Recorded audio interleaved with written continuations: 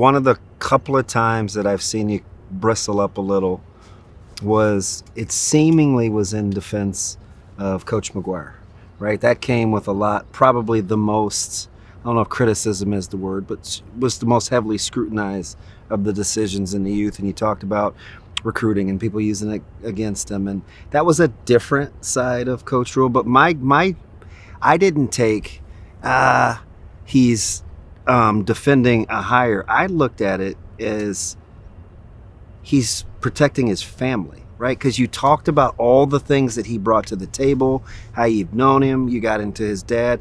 It didn't seem to be defending a particular hire as much as you felt like one of your guys was under fire. Is that accurate? I'd say it's two things, okay? Number one, like has the coaching staff like being really nervous about what the fan base is going to say and acquiescing to that, has that worked out? Has that and I know Coach Osborne was in a different era, but like Coach Osborne did what he thought was right and it worked out. So like, why don't we just do it that way? Like, you know what? Like, why don't I just do it that way? We were 4-8. Let you do your job. Yeah, I'm just saying. Like, I'm not saying that disrespectfully. Like, no, I get it. I get it. Like, I don't. People say things to me all the time, and I love it. I love the conversations. And if people want to say something, they say like, I went on the bus with the boys, and Will Compton asked me to my face. I got no problem with that. But like the chatter behind, the sotto voce, the soft voice, like it's like, come on, man. How has this worked out for us? Like, how has it worked out? It's not been good. So is that what we want? Is that what so you want the coach to then be nervous about everything that he does, and I'm going to make the fans happy, and because I make this fan happy, I'm not going to make this fan happy. Like, winning makes us happy. We are lucky to have Garrett. Garrett's a gangster. Garrett's a difference maker. Like, I have one of the top receivers in the country. He said, he asked me today, how long are you going to be able to keep him? So like, everyone stop. Like, but my point there was that day.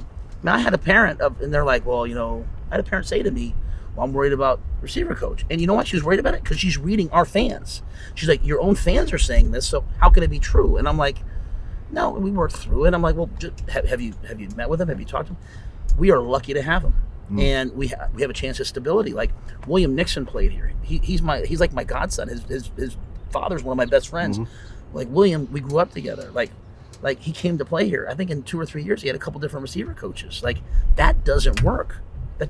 So we're coming from a place where we've had 3 receiver coaches in 4 or 5 years, and now I hire a guy that I know is going to be with me for a while and going to grow into the job and be elite, and we're complaining about it. Like, and I don't, again, fans, you have the right to complain. I don't like it when it's like out there and it comes to me, because when it comes to me, I'm like, I'm going to defend my guy. Yeah. I defend my hire. I don't, trust me, bro. I'm only doing this job because I love coaching. Like, I wanted my family to live here in Lincoln. We thought it was the right place for our family, and I truly mean that.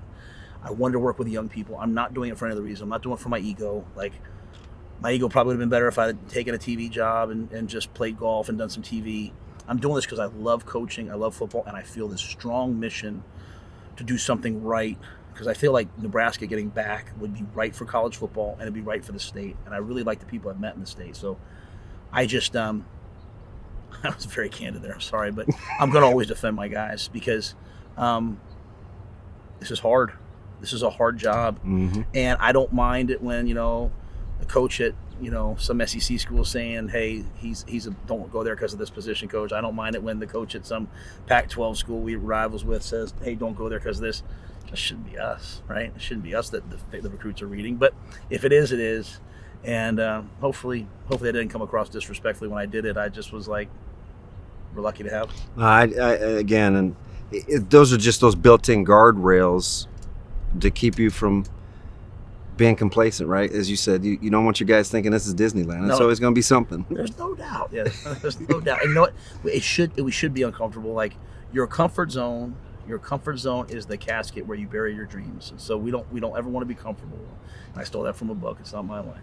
But I said it to a couple of our guys lately. Like, we don't need to be comfortable. We need to have a high sense of urgency. And it's good for Garrett as a young coach to have some scrutiny out there. You know what? Because he's got to go produce. He's got to go produce. And you know what? Like, hey, can he get Xavier Betts back on track? Can he get Marcus Washington to be a good player? Can he get Billy Kemp to learn the offense coming in from a new school? Can he get Josh Fleeks to learn the offense coming in from new? It's a lot of changeover in the receiver room. Can he get some young players coming in to play well? Can we get some receivers committed?